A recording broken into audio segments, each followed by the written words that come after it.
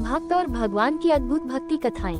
माना जाता है जो अनन्य भाव से श्री कृष्ण की भक्ति करते हैं, भगवान उनके कार्य स्वयं संवारते हैं। एक संत जी थे, वह श्री कृष्ण के परम भक्त थे। श्री कृष्ण की मानसिक पूजा करते थे।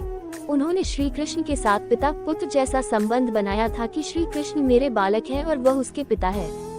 वह हर रोज कान्हा को उठाते, भोजन कराते, गोद में खिलाते, अपना पूरा वात्सल्य श्री कृष्ण पर उड़ेल देते। कभी कहते कान्हा मेरी दाढ़ी नोच रहा है, कभी कान्हा को पकड़ने उसके पीछे भागते। कृष्ण भक्ति में पूरा संसार भूल गए थे, हर समय कृष्ण भक्ति में ही रमे रहते। एक बार संत जी शिष्यों से कहने लगी कि मैं कभी गंगा स्नान करने नहीं गया। शिष्य कहते गुरुजी आप काशी जी चले जाओ, लेकिन संत जी श्री कृष्ण के वात्सल्य भाव में वे इतने रमे हुए थे कि उन्हें लगता था श्री कृष्ण कह रहे हैं कि मैं अभी छोटा हूँ बाबा, अभी आप मत जाओ। समय के साथ संत जी और वृद्ध हो गए, लेकिन उनका कन्हैया वही 7-8 साल का बालक ही रहा। उनका वात्सल्य अभी भी कान्हा के बाल रूप में ही था। संत जी कृष्ण चिंतन में ही वह स्वर्ग सिधार गए।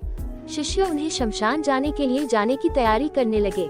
इतनी में एक 7-8 साल का सुंदर बालक गंगाजल का घड़ा लिए आया और कहने लगा कि मैं इनका मानस पुत्र हूँ, इनका संस्कार मैं ही करूँगा। इनकी इच्छा थी गंगा स्नान करने की, इसलिए मैं उनकी इच्छा जरूर पूर्ण करूँगा, इसलिए मैं घड़े में ये गंगा जल लाया हूँ। बालक ने संत जी के पार्थिव शरीर को गंगा स्नान कराया, संत के माथे पर तिलक लगाया और उनका अग्नि संस्कार किया। उस बालक में एक अद्भुत सी कशिश थी कि कोई कुछ बोल न सका, किसी ने कुछ पूछा ही नहीं। अग्नि संस्कार के बाद में बालक अंतर्ध्यान हो गया। उस बालक के जाने के पश्चात लोगों के मन में आया कि संत जी तो बाल ब्रह्मचारी थे, उनका तो कोई पुत्र था ही नहीं। वह श्री कृष्ण को अपना मानस पुत्र मानते थे, इसलिए भगवान श्री कृष्ण जी स्वयं संत के पुत्र के रूप में आए थे। अगर आपको मेरी यह कहानी अच्छी लगी हो तो प्लीज मेरे चैनल को लाइक, सब्सक्राइब और शेयर कर देना और बेल आइकन को प्रेस कर देना। धन्यवाद।